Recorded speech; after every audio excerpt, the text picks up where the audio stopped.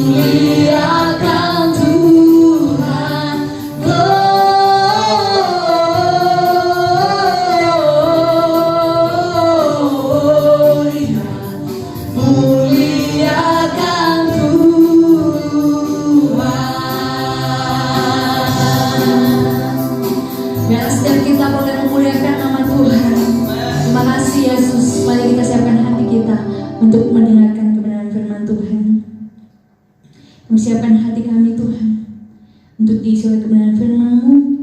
Dalam Engkau bertata setiap hati kami Tuhan, dan kami boleh mengerti akan kebenaran firman-Mu. Terima kasih Yesus, Engkau Raja damai dalam hidup kami Tuhan. Terima kasih Yesus. Segala hormat, segala pujian kami sembah Engkau Tuhan. Kami sembah Engkau Yesus. Terima kasih Tuhan. Oh Yesusku, Engkaulah Raja damai. Kau turun ke dunia, selamatkan manusia. Oh Yesusku,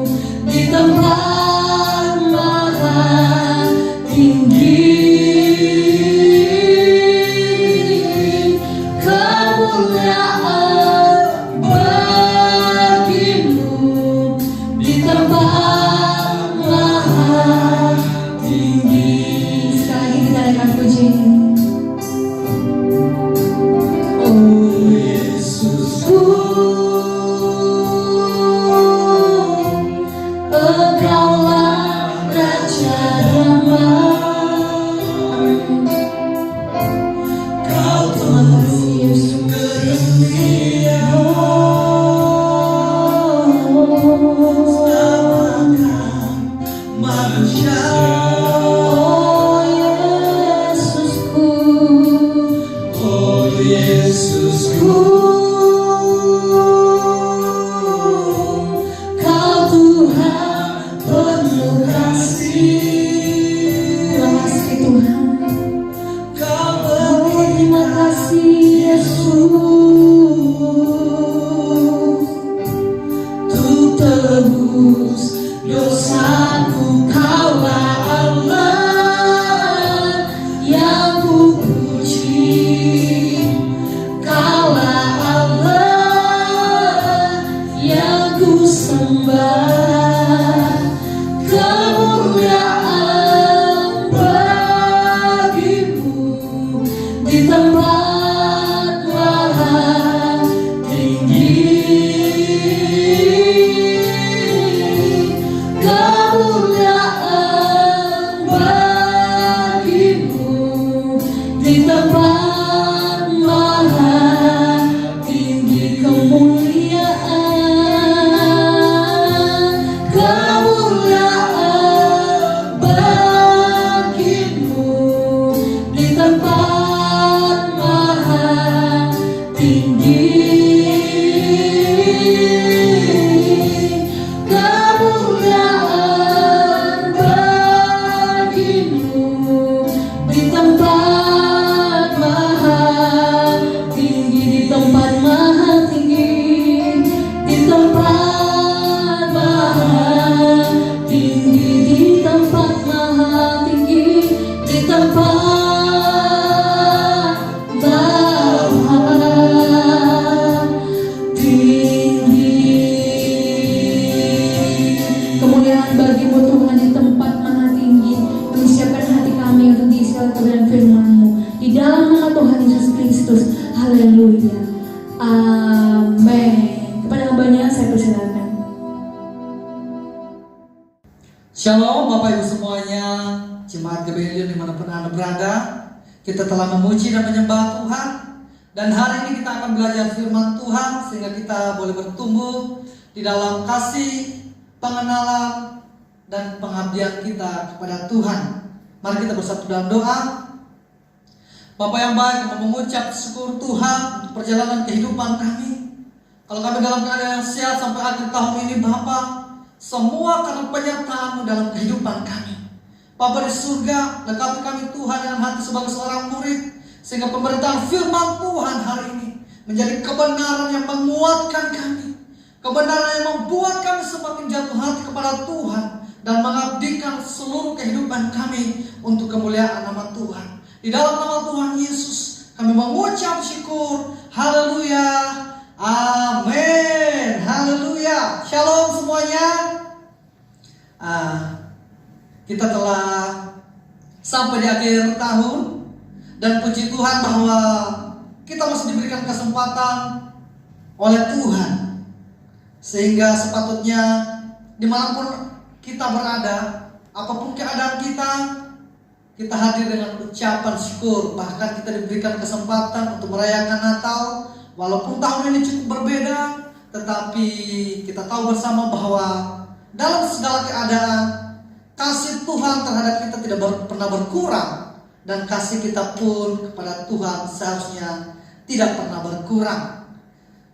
Hari ini saya akan melanjutkan tema khotbah yang saya khotbahkan pada minggu lalu, yaitu Yesus Raja yang mendamaikan. Minggu lalu saya berbicara tentang suatu kebenaran di mana bahwa kedatangan Tuhan, kedatangan Yesus adalah perkara yang menjadi penggenapan kehendak Allah atas kehidupan saudara dan saya, atau kita sebagai manusia. Sebab kalau kita melihat bahwa ketika manusia jatuh dalam dosa, Allah tidak meninggalkan mereka. Bahkan di dalam kesempatan itu, Bapa di surga menjanjikan seorang penyelamat untuk saudara dan saya. Sehingga kalau kemarin kita melihat di dalam Yesaya 9 ayat 5, bahwa seorang putra telah diberikan untuk saudara dan saya, yang namanya disebut adalah penasihat ajaib. Dan yang berikut adalah Bapa yang kekal, Allah yang perkasa, dan diakhiri dengan gelar bahwa Dia adalah Raja Damai. Seperti yang saya katakan bahwa adapun perkara yang dikerjakan oleh Yesus sebagai Raja Damai yang telah lahir 2000 tahun yang lalu, yang pertama adalah mendamaikan kita dengan Bapa di surga. Ini adalah perkara yang tidak bisa dilakukan oleh manusia. Sehingga kalau Yesus datang, mati di atas kayu salib, demi menggantikan saudara dan saya, seharusnya perkara ini adalah perkara yang mendorong kita untuk mengabdikan seluruh kehidupan kita kepada Tuhan. Sebab di dalam karya penebusan dan pendamaian yang dilakukan oleh Yesus antara manusia yang berdosa dengan Allah adalah kita menjadi sepenuhnya milik Tuhan. Sehingga dalam hal ini, di dalam menanggapi perayaan Natal, menyambut Natal, kita tidak hanya bertumpu kepada realita bahwa Yesus adalah seorang juru selamat, tetapi juga Dia adalah Raja yang seharusnya bukan hanya lahir dalam palungan di Bethlehem, saudara, tetapi juga lahir di dalam palungan hati saudara dan saya, dan juga memerintah secara mutlak. Pada kesempatan yang lalu saya berbicara bahwa ada 3 perkara berkaitan dengan pendamaian atau kedamaian yang dilakukan oleh Yesus. Yang pertama, seperti saya katakan tadi, bahwa Yesus mendamaikan antara saudara dan saya dengan Bapa di surga. Adapun damai yang kedua yang dilakukan oleh Yesus sebagai Raja Damai yang telah lahir dalam kehidupan saudara dan saya adalah memberikan damai dalam hati saudara dan saya. Saya ulangi, poin yang kedua dari perkara yang dilakukan oleh Yesus untuk saudara dan saya berkaitan dengan gelarnya sebagai Raja Damai adalah selain mendamaikan saudara dan saya dengan Bapa di surga, yang kedua adalah memberikan kedamaian dalam hati saudara dan saya. Kita dapat lihat di dalam Yohanes 14 ayat 27, saudara. Yohanes 14 ayat 27. Yohanes 14 ayat 27 berkata demikian. Damai sejahtera kutinggalkan bagimu, damai sejahteraku kuberikan kepadamu, dan apa yang kuberikan tidak seperti yang diberikan oleh dunia kepadamu. Janganlah gelisah dan gentar hatimu. Pernyataan Yesus ini, di mana Dia berkata bahwa Dia memberikan damai kepada saudara dan saya. Dia meninggalkan damainya kepada saudara dan saya. Ini adalah suatu kalimat yang disampaikan dalam suatu perikop yang membahas tentang seorang penghibur, saudara, yaitu Roh Kudus. Sehingga kalau kita mencermati atau melihat secara mendalam bahwa pencurahan Roh Kudus kepada para murid itu terjadi setelah pasca penggenapan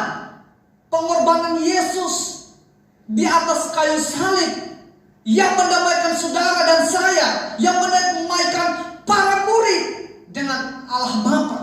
Artinya bahwa kita menemukan bahwa di dalam Natal tidak hanya berbicara tentang kelahiran Yesus, tetapi juga dengan karya-karya yang terjadi setelah itu, Bapak Ibu, yaitu pencurahan Roh Kudus, di mana kita tahu bersama para murid adalah orang-orang yang waktu itu sempat mengkhianati Yesus. Bahkan seorang Petrus yang begitu vokal pada zamannya, pada satu titik dia menyangkali Yesus karena ketakutan. Tetapi ketika Roh Kudus diberikan, mereka menjadi orang-orang yang sangat berani. Mereka menjadi orang-orang yang penuh dengan damai dalam hatinya. Sehingga kalau kita melihat di dalam kehidupan mereka, ketika mereka disiksa, ketika nyawa mereka terancam, mereka tidak mengucapkan kata-kata kutuk terhadap orang-orang yang mengenai mereka. Bahkan mereka memberkati. Inilah tanda dan kenyataan bahwa ketika Yesus datang ke dunia, mati disalibkan, naik ke surga, berlanjut kepada pemberian Roh Kudus yang bekerja dalam hati para murid. Dan itu adalah pribadi yang sedang ada di tengah-tengah kita sampai hari ini. Sehingga kalau kita melihat dunia boleh terus berubah, tetapi tidak membuat kita berubah di dalam sukacita dan damai dalam hati.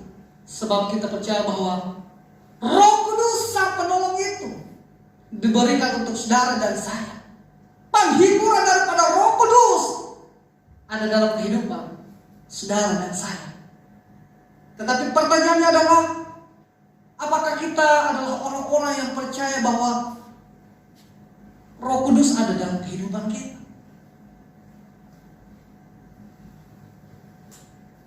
Sehingga ketika Yesus berkata bahwa Dia meninggalkan damai untuk saudara dan saya, tidak terlepas dari keberadaan Roh Kudus di dalam hati saudara dan saya. Sehingga kalau kita melihat bahwa buah roh, manifestasinya salah satunya adalah damai sejahtera, Bapak Ibu. Kita lihat di dalam Galatia 5 ayat 22. Galatia 5 ayat 22 berkata demikian. Tetapi buah roh ialah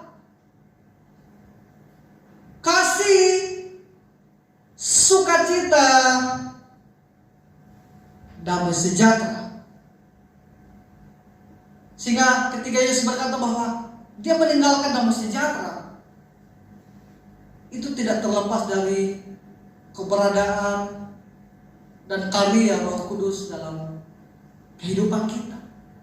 Dalam kesempatan ini sebelum Yesus mati, Dia berkata bahwa jangan takut dan gelisah.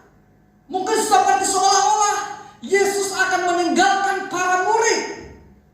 Tetapi Yesus berkata bahwa Aku akan mengutus pribadi yang lain yang akan menjadi penolong untuk saudara dan saya, yaitu Roh Kudus. Sehingga di dalam hal ini kita menemukan bahwa salah satu bentuk manifestasi Roh Kudus di dalam kehidupan kita adalah mendatangkan damai sejahtera dalam kehidupan kita. Damai sejahtera membuat kita bisa tenang di tengah-tengah kehidupan kita yang begitu banyak persoalan, yang begitu banyak pergumulan. Seperti Yesus dalam perjalanan bersama dengan para murid, ketika para murid di tengah danau mereka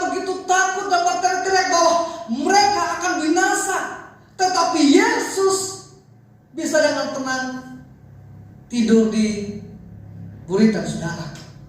Inilah jenis damai yang diberikan oleh Yesus kepada saudara dan saya, bahwa damai yang diberikan oleh Yesus kepada kita tidak ditentukan oleh keadaan-keadaan di sekeliling kita.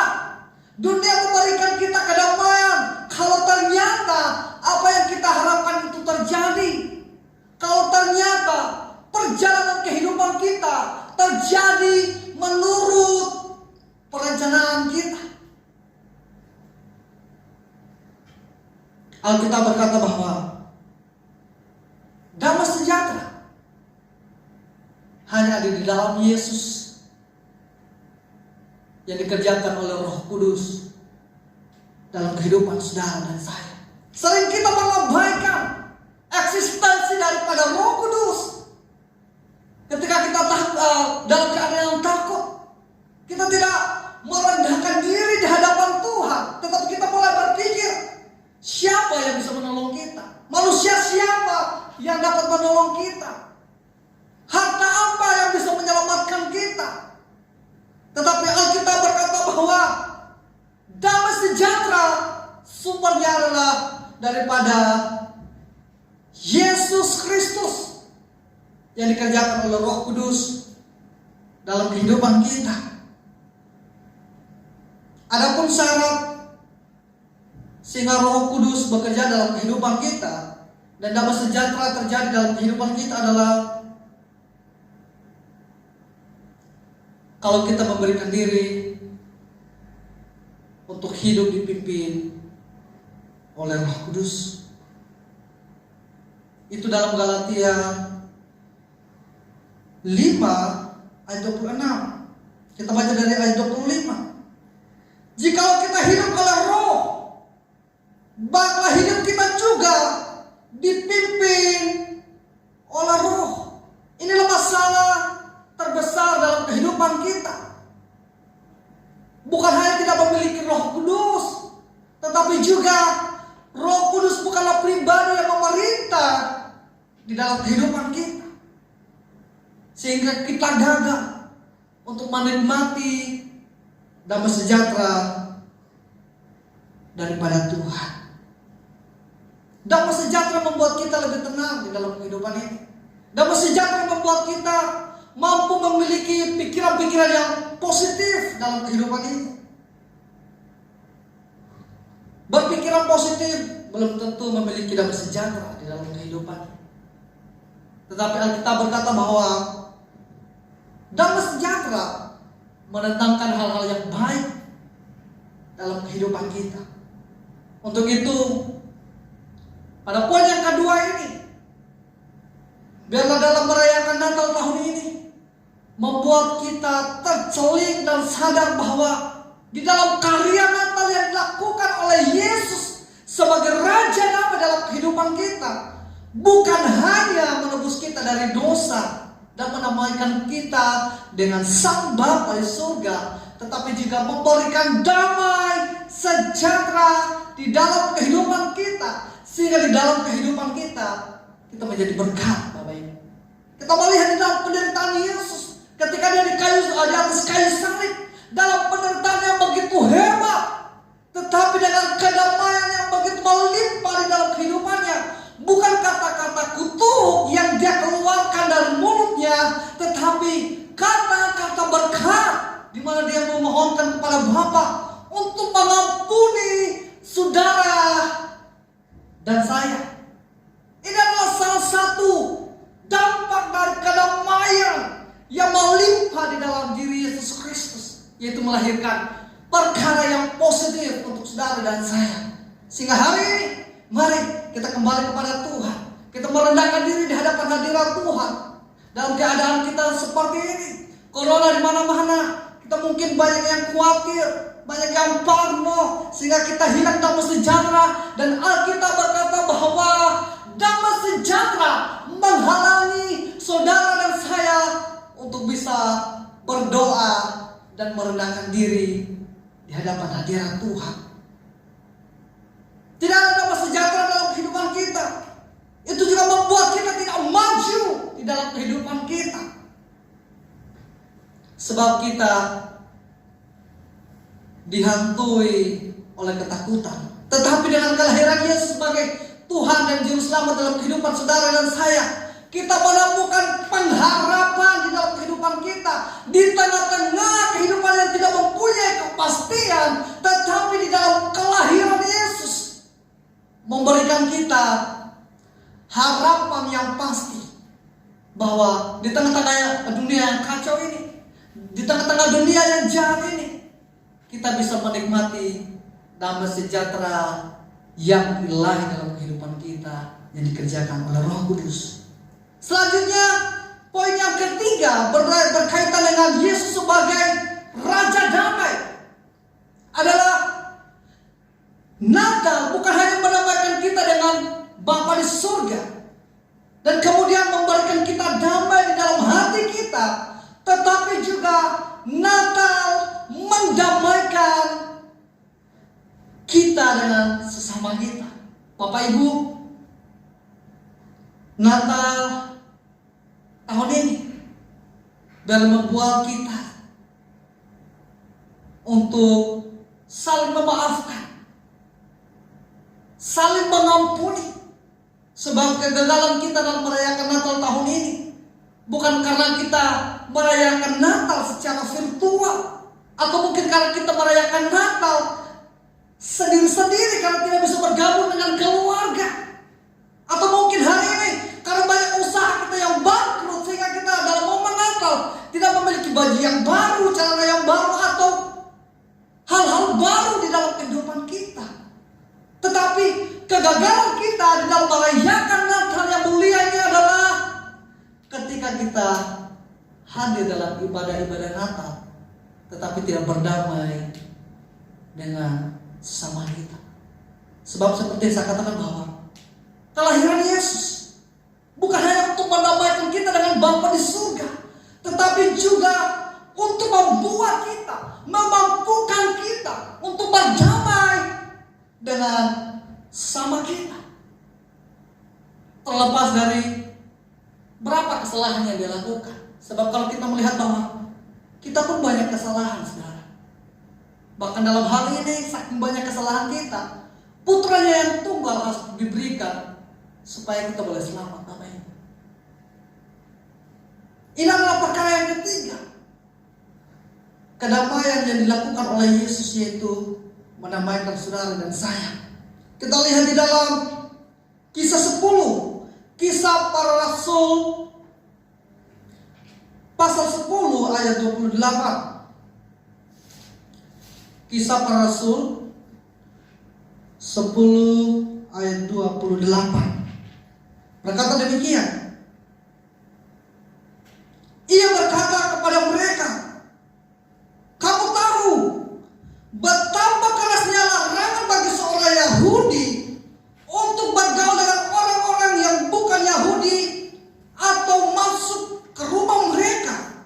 Tetapi Allah telah menunjukkan kepadaku bahwa aku tidak boleh menyebut orang najis atau tidak tahir. Bapak Ibu, di dalam peristiwa ini, dalam konteks ini ketika Yesus lahir, pada zaman itu orang Yahudi begitu eksklusif.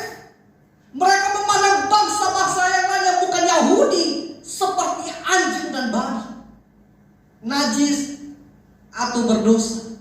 Sehingga di dalam hal ini, pada zaman ketika Yesus lahir, mereka saling bermusuhan, Bapak Ibu. Sebenarnya tidak ada kedamaian dalam bangsa Yahudi dengan bangsa-bangsa di sekelilingnya. Mereka memandang bangsa-bangsa lain seperti babi yang tidak ada artinya, seperti anjing yang begitu najis, yang layak untuk dibinasakan, yang layak untuk dibenci pada zaman itu. Tetapi ketika Yesus lahir, terjadi rekonsiliasi antara manusia dengan Allah melalui pengorbanan Yesus Kristus dan pencurahan Roh Kudus. Sehingga di dalam peristiwa yang kita baca di dalam Kisah Para Rasul pasal 10 ayat 28 adalah suatu peristiwa di mana seorang Rasul Petrus melayani orang yang bukan Yahudi. Disinilah Allah menunjukkan bahwa tidak ada perbedaan antara orang Yahudi dengan orang yang bukan Yahudi. Disinilah terjadi satu pendamaian. Mereka hidup sebagai orang-orang yang sama-sama dikasihi oleh Allah. Sebab kita melihat bahwa dalam hal ini Rasul Petrus diperintahkan oleh Roh Kudus untuk memberitakan kabar sukacita, untuk memberitakan Natal yang telah terjadi, untuk memberitakan pendamaian antara manusia dengan Allah yang telah dilakukan oleh Yesus Kristus di atas kayu salib. Bapak Ibu, seharusnya Natal membuat kita tidak memandang orang lain rendah, tidak membuli orang lain, tidak menjelek-jelekan orang lain, menganggap rendah orang lain berdasarkan kekayaan, strata sosial, popularitas, kegantengan atau kecantikan seseorang. Tetapi di dalam hal ini kita melihat bahwa setiap orang berharga di hadapan hadirat Tuhan, saudara. Selanjutnya kita lihat di dalam Efesus 2 ayat 14. Efesus 2 ayat 14 berkata demikian.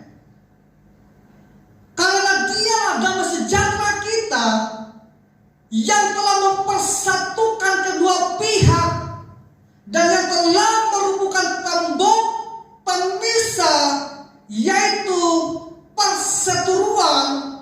Sebab dengan matinya sebagai manusia, Ia telah membatalkan hukum Taurat dengan segala perintah dan ketentuannya untuk menciptakan keduanya menjadi satu manusia baru di dalam dirinya, dan dengan itu mengadakan damai sejahtera. Inilah Bapak Ibu, seperti saya katakan bahwa pada zaman itu ada satu perseteruan, tetapi dengan adanya Injil, kabar tentang Natal, karya yang dilakukan oleh Yesus, itu mendamaikan semua orang. Seharusnya dengan perayaan Natal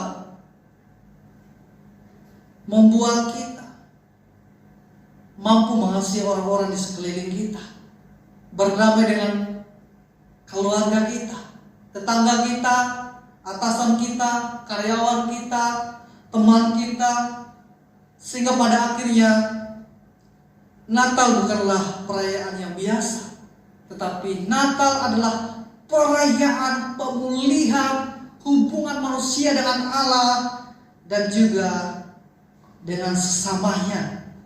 Kita lihat di dalam 1 Yohanes 2 ayat 10, apa yang dikatakan oleh firman Tuhan untuk kita semua. 1 Yohanes 2 ayat 10 berkata demikian. 1 Yohanes 2 ayat 10. Jika kita berkata bahwa kita tidak ada berbuat dosa, maka kita membuat Dia menjadi pendusta dan firman-Nya tidak ada dalam kita.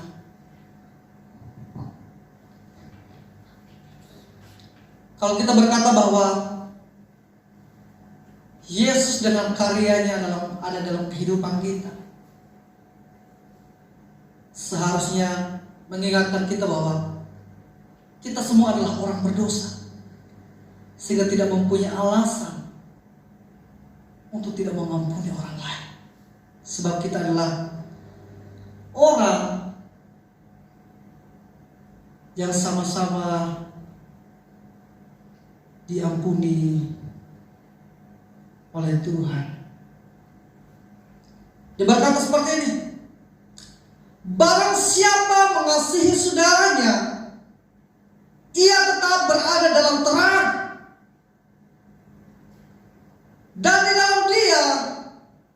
tidak ada penyesatan. Bapak Ibu semuanya, ketika Yesus menebus kehidupan kita, tidak menghindarkan kita dari suatu tanggung jawab untuk hidup berdamai dan mengasihi saudara kita. Sebab karya Tuhan, Natal yang dilakukan oleh Yesus, bukan supaya kita pada akhirnya binasa atau di luar Kristus, tetapi sejatinya supaya secara permanen kita ada di dalam Yesus. Kalau kita mencermati di dalam 1 Yohanes 2 ayat 10 berkata bahwa barang siapa mengasihi saudaranya. Adapun kalau kita mencermati kata mengasihi dari bahasa Yunani adalah agapao, Bapak Ibu. Agapao ini mengandung beberapa arti. Yang pertama adalah mengundang orang masuk. Artinya bahwa menjadi orang yang terbuka dengan semua orang. Terus kemudian adalah menjadi seseorang yang merangkul banyak orang. Tidak menjadi eksklusif, tetapi menjadi inklusif, terbuka dengan banyak orang. Terus kemudian selanjutnya adalah menerima tanpa syarat. Dan terakhir adalah menjamu atau melayani. Kadang kita berkata bahwa saya tuh gak marah sama dia, tapi kalau lihat mukanya itu enak gitu ya. Saya tuh udah gak marah sama dia, udah gak dendam, cuma kalau dengar dia ngomong tuh kayaknya tuh kuping gue tuh ada semutnya gitu, ya kan? Saya sudah gak marah sama dia, tapi kalau harus menerima dia tanpa syarat, sorry gitu, ya kan? Saya tuh udah gak marah, sudah gak dendam sama dia, tapi kalau mau melayani dia, sorry gitu, ya kan? Sering kita berkata seperti itu. Kita malah kita tuh sudah gak benci sama seseorang, kita telah berdamai dengan seseorang, tetapi pada realitanya kita tidak sanggup menerima orang tanpa syarat. Ini adalah bentuk dari kenyataan bahwa saudara dan saya belum berdamai dengan sesama kita, belum mengampuni saudara kita. Sebab kalau kita melihat bahwa hal mengasihi atau berdamai dengan orang-orang di sekeliling kita hanya bisa terjadi ketika kita memahami makna Natal, di mana saudara dan saya di tengah-tengah dosa yang begitu banyak, yang tidak bisa kita bayar, yang tidak bisa kita selesaikan, tetapi di dalam kemurahannya Allah menebus saudara dan saya. Dan kemudian Roh Kudus ada dalam hati kita, memerintah dalam kehidupan kita. Di sanalah kita menemukan alasan, kekuatan untuk berdamai dengan sesama kita. Sebab kalau kita melihat bahwa untuk berdamai itu mengorbankan banyak hal, perasaan, ego kita. Sehingga kalau kita melihat bahwa makna kata dari mengasihi itu adalah bersedia melayani, bersedia mengasihi dengan memberikan yang terbaik. Sehingga dalam hal ini kita lihat di dalam Yohanes 3 ayat 16, karena begitu besar kasih Bapa akan saudara dan saya, kasih Allah akan saudara dan saya, sehingga Dia memberikan putranya yang tunggal, putra yang terbaik, yang tidak berdosa, tetapi harus mati menanggung penderitaan yang begitu berat, hanya semata-mata karena saudara dan saya dikasihi dan dihargai oleh Tuhan. Mengasihi itu juga menuntut kesediaan untuk direpotkan. Artinya bahwa mengasihi tidak terlepas dari kesediaan kita. Kita akan capek juga karena kita terlibat dalam kehidupan orang yang mungkin membantu dia, memperhatikan dia, mendoakan dia. Ini kan sesuatu yang membuat kita repot. Tetapi kalau kita melihat bahwa di dalam karya Tuhan, kita ketahui para murid, ketika mereka menemukan makna pendamaian yang dilakukan oleh Yesus, mereka rela mempersembahkan kehidupan mereka bagi keselamatan bangsa-bangsa. Sehingga kalau Indonesia hari ini, saudara dan saya berjumpa dengan Injil, ini adalah satu dampak dari kerelaan para murid untuk mempersembahkan seluruh kehidupan mereka, rela untuk direpotkan demi keselamatan saudara dan saya. Terus kemudian adalah mengasihi, berarti kita mengutamakan kepentingan orang lain. Itulah salah satu makna dari kata mengasihi dari 1 Yohanes 2 ayat 10. Mengutamakan orang lain. Seorang pelayan Tuhan atau siapapun tidak akan pernah menjadi seorang pelayan kalau ternyata pusat atau sentral dalam kehidupannya adalah dirinya sendiri. Sebab di dalam melayani adalah perkara yang menuntut kesediaan untuk berkorban.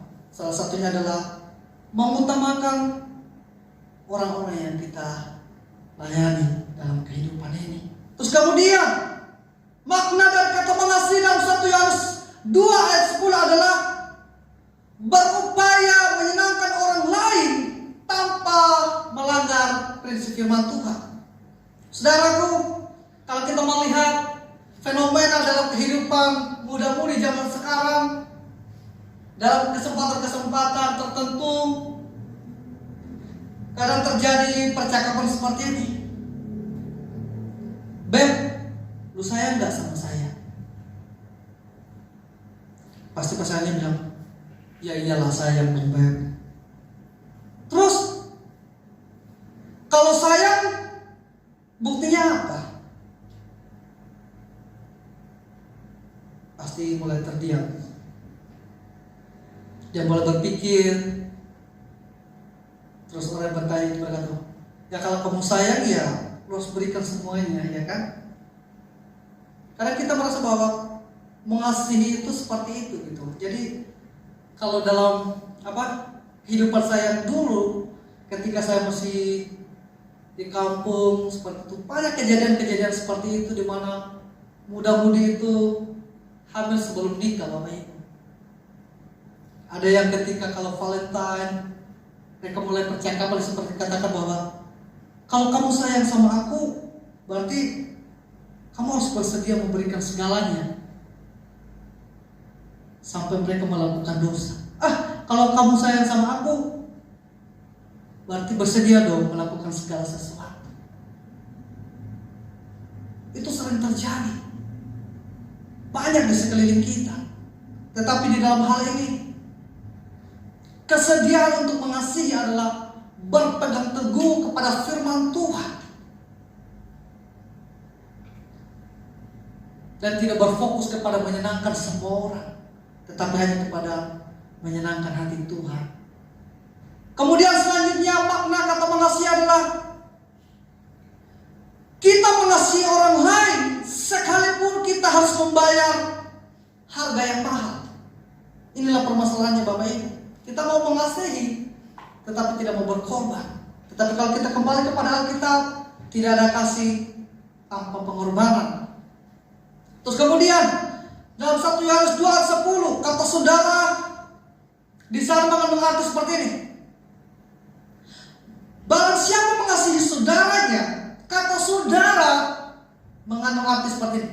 Yang pertama adalah orang-orang yang satu keturunan dengan kita, satu marga. Terus kemudian adalah orang-orang yang satu komunitas dengan saudara dan saya. Terus kemudian adalah sesama manusia. Artinya bahwa kata saudara atau tuntutan Yesus atau hal yang mau diajarkan oleh Yesus bahwa ketika manusia diperdamaikan dengan Allah, kita harus mengasihi semua orang. Bukan hanya orang-orang yang satu kepentingan dengan kita. Karena kita mempunyai satu kepentingan, kita mengasihi orang itu. Karena orang itu mempunyai bakat-bakat dan kelebihan tertentu, kita mengasihi dia. Tetapi Alkitab berkata bahwa Natal seharusnya membuat kita mengasihi siapapun di dalam kehidupan kita, tanpa terkecuali. Apakah dia adalah orang yang mengasihi kita atau yang membenci kita. Bapak Ibu, firman Tuhan telah selesai. Dalam firman Tuhan ini mengingatkan kita bahwa Natal bukan hanya peristiwa yang mendamaikan kita dengan Bapa di surga, tetapi juga memberikan damai dalam hati kita, sehingga perkara yang keluar memancar dari kehidupan kita adalah hal-hal yang baik. Di antaranya adalah bersedia berdamai dengan orang-orang di sekeliling kita. Mari Bapak Ibu, biarlah melalui Natal ini kita saling mengampuni dan memaafkan di dalam kehidupan ini. Mari kita akan memuji dan menyembah Tuhan. Kita akan merenungkan firman Tuhan hari ini untuk saudara dan saya, sehingga Natal menjadi perkara yang memulihkan kita. Natal menjadi momen di mana kita saling mengampuni satu dengan yang lainnya, Bapak Ibu. Natal membuat kita mempraktekkan kasih yang telah dicurahkan oleh Allah Bapa melalui Putra yang tunggal dalam kehidupan kita, sehingga pada akhirnya kita adalah orang-orang yang diampuni dan menikmati kehidupan kekal bersama dengan Tuhan. Mari kita katakan pujian kita, sehingga hari ini kita boleh memahami dan mengalami lawatan Tuhan dalam kehidupan kita.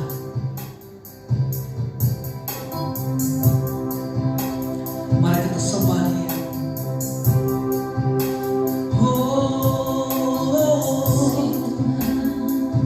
Glory bagimu, Bapa.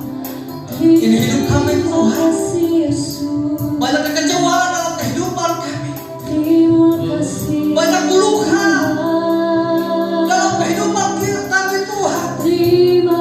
Kekecewaan kami kepada orang tua kami. Kekecewaan kami terhadap sahabat-sahabat dan orang-orang terdekat dalam kehidupan kami.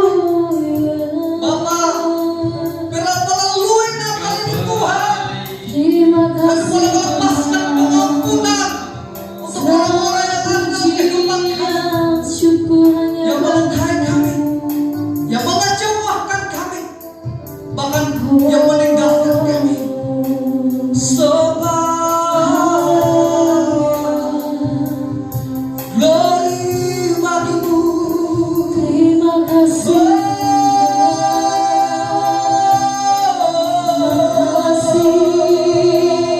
Kami mengaku kudus, bekerja dan berkarya dalam kehidupan kami, sehingga kami mampu melepas pengampunan dan memberkati orang-orang yang melukai kami.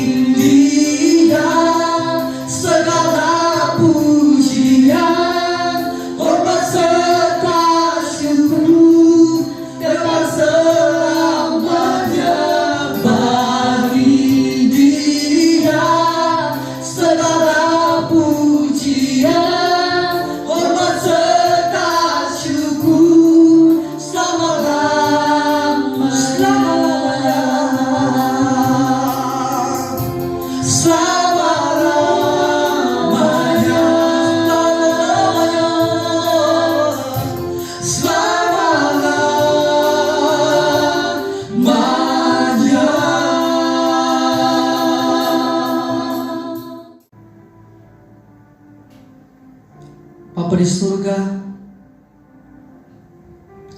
kami mengucap syukur Tuhan untuk kebaikan-Mu dalam kehidupan kami.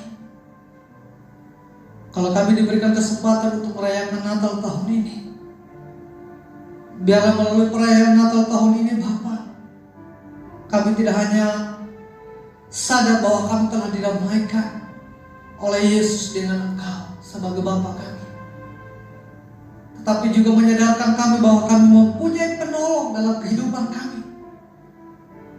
Kami tidak pernah sendiri di dalam kehidupan ini. Mungkin dalam waktu-waktu mendatang, dunia akan semakin jahat. Banyak perubahan dalam kehidupan kami. Tetapi kami percaya Roh Kudus sebagai penolong kami senantiasa menyertai kehidupan kami. Sehingga di dalam kehidupan kami, apapun yang terjadi Tuhan, kami tetap menikmati damai, sukacita di dalam kehidupan kami. Dan pada akhirnya Bapa, melalui perayaan Natal tahun ini Tuhan, kami tidak hanya berdamai dengan Engkau sebagai Bapa kami, tetapi juga kami didamaikan dengan sesama kami, dengan orang-orang yang mungkin mengkhianati kami, menyakiti dan mengecewakan kehidupan kami. Orang-orang yang berutang permohonan maaf kepada kami, orang-orang yang berutang budi kepada kami, orang-orang yang mungkin berutang segala sesuatu kepada kami. Bapa di surga, kami mohon Tuhan, bila Roh-Mu bekerja dalam kehidupan kami, sehingga melalui perayaan Natal tahun ini, kami boleh berdamai dengan sesama kami, menerima mereka tanpa syarat, bersedia untuk kembali membangun hubungan yang baik, yang didasarkan pada kasih Tuhan, di mana Engkau telah memberikan yang terbaik bagi kami. Dan begitu pun sikap kami terhadap setiap orang-orang yang ada di sekeliling kami. Bapa di surga, berkati Tuhan jemaat-jemaat Gabrielium yang sudah menikah dan berumah tangga. Suami istri Engkau berkati mereka Tuhan. Melalui perayaan Natal tahun ini terjadi pemulihan. Mereka saling mengampuni satu dengan yang lainnya, sehingga mereka boleh hidup di dalam damai sejahtera dan kemenangan karena penyertaan Roh Tuhan dalam kehidupan mereka.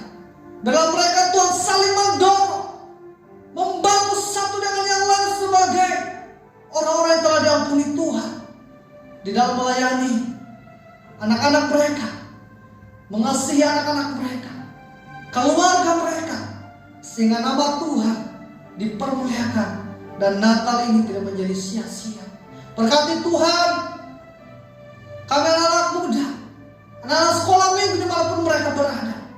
Bapa di surga, kami yang mungkin kecewa dengan orang tua kami, dengan sahabat kami, menaruh kepahitan, menaruh kekecewaan dalam hati kami. Bapa, Engkau tolong kami, sehingga melalui perayaan Natal ini Bapa, kami boleh berdamai dengan orang-orang di sekeliling kami. Berikan kami hati, pikiran, untuk menilai segala hal yang terjadi dalam kehidupan kami. Itu hanya seizin Tuhan, dan pasti mendatangkan kebaikan bagi kehidupan kami.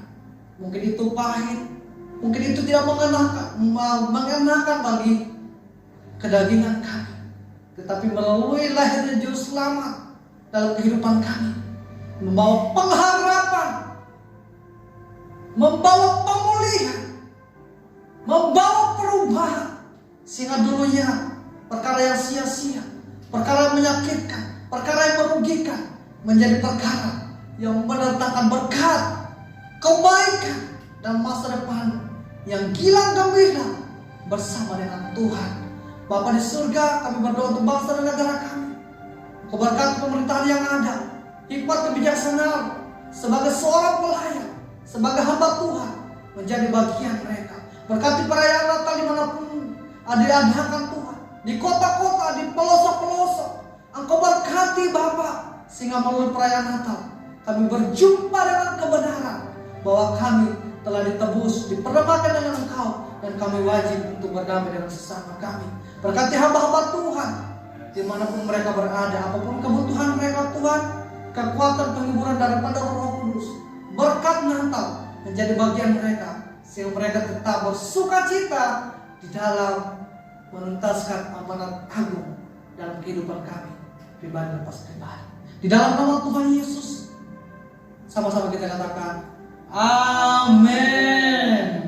Bapak Ibu semuanya, saya mewakili teman-teman yang melayani hari ini mengucapkan selamat Natal untuk kita semua.